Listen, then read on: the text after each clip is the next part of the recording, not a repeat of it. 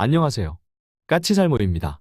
오늘은 북한 무인기에 대한 대응책을 다루어 보도록 하겠습니다. 솔직히 지금 상황에서는 피부에 와 닿지는 않겠지만 우리도 엄연히 무인기에 대한 대책을 마련 중이었고, 그리고 그 덕에 이번에는 탐지라도 한 게 사실이니까요. 그 전에 앞서서 군이 계속 쇳대 등을 오인하는 것에 관해서 왜 그런지 이야기하겠습니다. 기본적으로 레이더는 과거부터 쇳대를 항공기로 오인하는 경우가 엄청나게 많았습니다. 그래서 지금은 항공기의 속도나 크기 등으로 쇳대와 항공기를 구분짓습니다. 그러나 우리가 과거에 어떤 어려움을 겪었냐면 AN2기를 탐지하는 데 어려움을 겪습니다. 소문처럼 AN2기가 스텔스 능력이 있어서 어려움을 겪은 건 아니고 AN2기가 너무 느려서입니다. 그래서 지상에 다니는 차량과 구분하는 게 힘들었습니다. 그럼 이 문제는 어떻게 해결했을까요? 레이더에 지상에 전자지도를 탑재하고 길을 따라서 움직이는 건 자동차로, 길이 아닌 곳으로 움직이는 건 AN2기로 구분하는 방법을 사용했죠. 쇳대와의 구별은 크기로 구분할 수 있었고요. 그래도 지금도 군집으로 모이는 쇳대는 AN2기 같이 보여서 오인을 하는 경우가 발생합니다. 그런데 무인기는 속도도 느리고 크기도 작죠. 그러니 작은 무리의 쇳대와 무인기를 구분하는 건 더욱더 힘든 겁니다. 가장 좋은 해결 방법은 해상도가 높고 탐지거리가 짧은 레이더를 최대한 촘촘히 박는 수밖에는 없습니다. 먼 거리에서 탐지하면 그만큼 오인을 하는 경우가 늘어나니 최대한 가까이서 탐지할 수 있는 레이더를 많이 배치하는 수밖에는 없는 겁니다. 그와 관련해서는 이미 우리는 국지방공 레이더의 1차 배치가 끝났지만 국지방공 레이더의 추가 배치와 그리고 C2의 야전방공망과 대포병 레이더가 연결은 되어 있지만 아직 소형 무인기에 대한 탐지 능력이 없는 대포병 레이더의 개량, 거기에 앞으로 개발될 4단급 대포병 레이더에도 동일한 기능 부여 등으로 탐지 레이더를 최대한 늘리는 게 가장 좋은 방법이라고 사료됩니다. 실제로 LIG는 저번 LAMD 레이더 선정 사업에 탈락하기는 했으나 프로그램으로도 부족한 대포병 레이더의 해상도를 올리는 개량안을 선보이기도 했습니다. 여기에 앞으로 이야기할 주제 중에 하나이지만 비호복합과 천마 시스템의 레이더를 A사 레이더로 교체하는 작업도 이루어져야 한다고 생각합니다. 그리고 이번에 우리 군이 민간인 피해를 우려해서 북한 무인기를 격추하지 않았다는 핑계를 대지만 그건 휴전선 일원에서 민간인 지역으로 넘어오기 전에 격추했다면 아무런 문제가 없었습니다. 휴전선 일대에서 격추하지 못한 게 더 문제인 거죠. 그러기 위해서는 휴전선 일대의 방공 시스템 강화, 그리고 대통령 명령을 받고서야 요격을 시행한 지금의 방식이 아닌 상부의 명령 없이도 바로 무인기를 격추할 수 있는 교전 수칙 마련이 시급하다고 생각합니다. 그럼 우리가 어떤 걸 준비하고 있고 어떤 걸 준비해야 할지를 알아보겠습니다. 우선 이 시점을 기준으로 가장 먼저 이루어지는 건 천마의 개량입니다. 지금 천마는 생산 후에 1차 창정비 주기가 돌아왔고 우리 군은 이 1차 창정비 주기에 개량을 할 생각입니다. 이 개량 사업은 2024년까지 이루어진다고 하니 무인기 대응에 관해서 가장 빨리 이루어지는 개량이 될 것입니다. 우선 천마의 레이더를 TWT 방식의 진행 파관 방식에서 국산 A사 레이더 모듈로 교체하게 됩니다. 뭐 그렇다고 A사 레이더로 교체하는 건 아니고 지금 레이더 모듈만을 A사 방식으로 교체하는 것으로, 이리하면 구식이라 이제는 부품을 구하기도 힘든 진행 파관을 쓸 필요가 없고 필요 전력량 감소와 탐지 능력 향상도 약간 있을 거라고 합니다. 이런 개량은 비호가 비호 복합으로 개량될 때도 시행한 개량입니다. 그러나 비호의 레이더는 싸구려 2차원 레이더인 것에 반해서 천마의 레이더는 고가의 3차원 레이더죠. 실제로 과거 북한 무인기 사태 때 차후에 알게 된 거지만 천마의 레이더는 북한의 무인기를 포착한 적이 있습니다. 다만 그것에 대한 확신이 없었고 나중에 항적을 확인해보니 그게 무인기였다는 걸 알게 된 거죠. 그리고 이번 사태와 관련해서 가장 큰 개량은 우리군 최초로 무인기 제머가 들어가게 됩니다. 많은 분들이 아마 휴대용 무인기 제머를 많이 보셨을 텐데 그런 휴대용 제머는 무인기를 제밍하는 거리가 짧고 천마에 들어가는 무인기 제머는 그런 휴대용 제머에 비해서 유효거리가 훨씬 길다고 합니다. 대략 3km쯤이라고 해요. 이 개량은 앞에서도 이야기한 것처럼 1차 창정비 주기에 따라서 2024년까지 이루어지게 됩니다. 우리나라 최초의 무인기 제머 탑재인 거죠. 그 밖에도 비호에도 무인기 제머 탑재를 고려하고 있었는데 이번 사태로 인해서 이것도 바로 이루어지리라 봅니다. 그리고 일각에서 비호와 천마의 레이더를 아예 A사 방식으로 교체하자는 의견이 있었으나 비용 문제로 하지 않았었는데 아마 이것도 이루어지리라 봅니다. 이번에 우리 대공포들은 국지방공 레이더로부터 표적 정보를 이양받아도 추적하는 데는 실패했습니다. 그 이유는 역시 레이더 등의 성능이 낮아서고 그래서 무인기 대응을 위해서는 천마와 비호의 레이더 개량이 필요하게 되었기 때문입니다. 이리하면 천마는 러시아의 판치르처럼 무인기 대응 능력이 생기게 됩니다. 천마의 미사일은 시선지령 유도 방식입니다.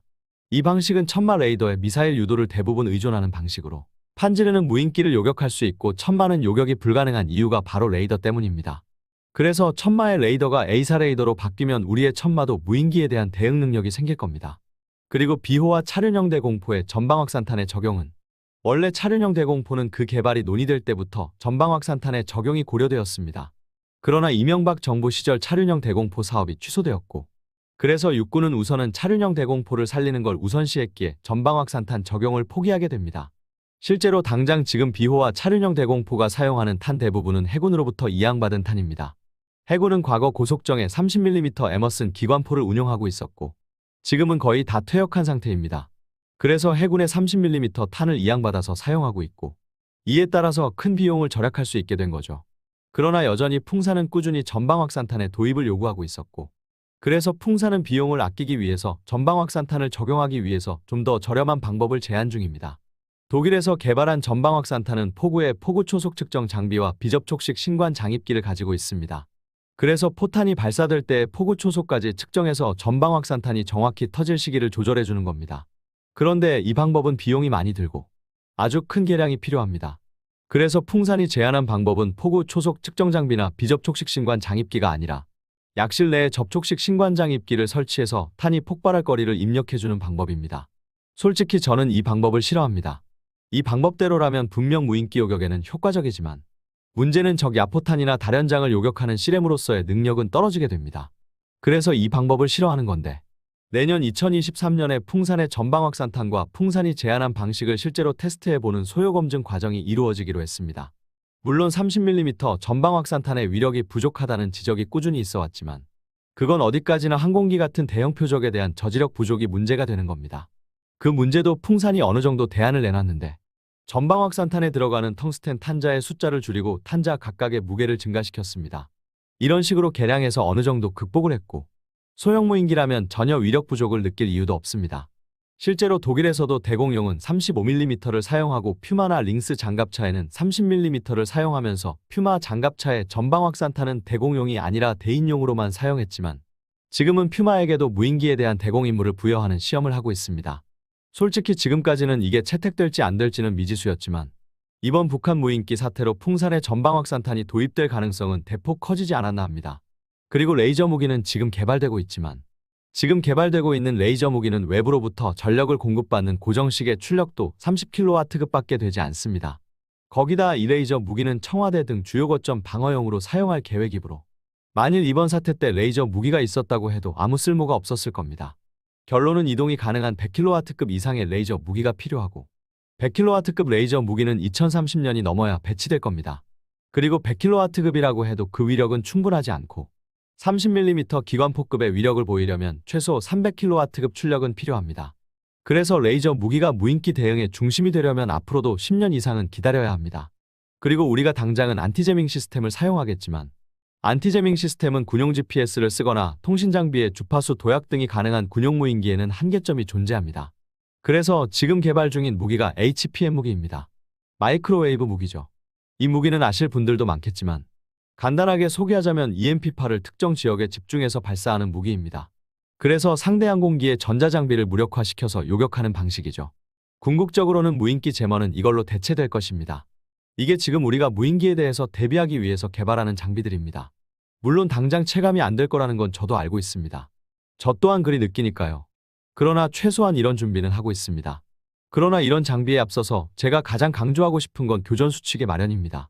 이번 사태를 보면 우리는 북한의 무인기가 휴전선을 넘어오기 전부터 포착했지만 한다는 게 고작 해야 경고방송이고 경고사격이었습니다.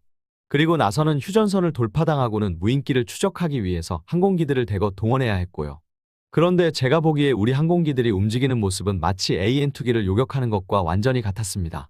한마디로 우리는 이번에 AN2기를 상대하는 교전 규칙에 따라서 움직이고 대통령의 지시가 있고 나서야 격추를 목적으로 한 실탄 사격이 이루어진 겁니다. 가장 이상적인 건 바로 휴전선 일대에서 대공포나 천마 같은 대공미사일로 요격하는 겁니다. 그래서 상부의 지시가 없어도 바로 격파사격이 가능한 교전수칙을 만들어야 한다고 생각합니다. 교전수칙이 없다는 건 우리가 무인기 대응 훈련을 한 번도 하지 않았다는 점에서도 드러납니다. 만일 교전수칙이 있었다면 당연히 그 교전수칙에 상응하는 훈련이 있었을 겁니다. 훈련이 없었다는 건 교전수칙도 없었다는 겁니다. 지금 우리와 북한 간에는 상호군사합의에 의해서 서부전선에는 10km 그리고 동부전선에는 15km의 비행금지 구역이 설치되어 있습니다. 그래서 북한의 무인기가 이 비행금지 구역에 들어가면 대응할 명분이 있고요. 그래서 저는 북한의 무인기가 비행금지 구역에 들어가면 당장은 안티제밍 시스템으로 그리고 미래에는 HPM 무기로 요격하고, 그리고 북한의 무인기가 휴전선을 넘어오면 그때는 바로 상부의 지시 없이도 지금 당장은 대공포, 그리고 미래에는 레이저로 요격하는 교전 수칙을 바로 마련해야 한다고 생각합니다.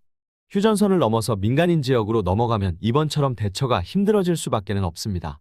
그래서 휴전선 일대에서 상부의 지시 없이 현장의 판단으로 무인기를 격추할 교전 수칙 마련은 무엇보다도 중요하다고 저는 생각합니다. 우리 군은 과거부터 무인기에 대한 대응 능력을 키우고 있고 대비하고 있었다고 이야기합니다. 그러나 그 결과는 이 모양 이 꼴이고요. 이번 무인기 사태는 군의 작전 실패임을 부정하는 사람은 없을 것입니다. 제발 이번에는 군과 정치권이 빠른 대처 방안을 마련하길 기원합니다. 이상 영상 봐주셔서 감사합니다.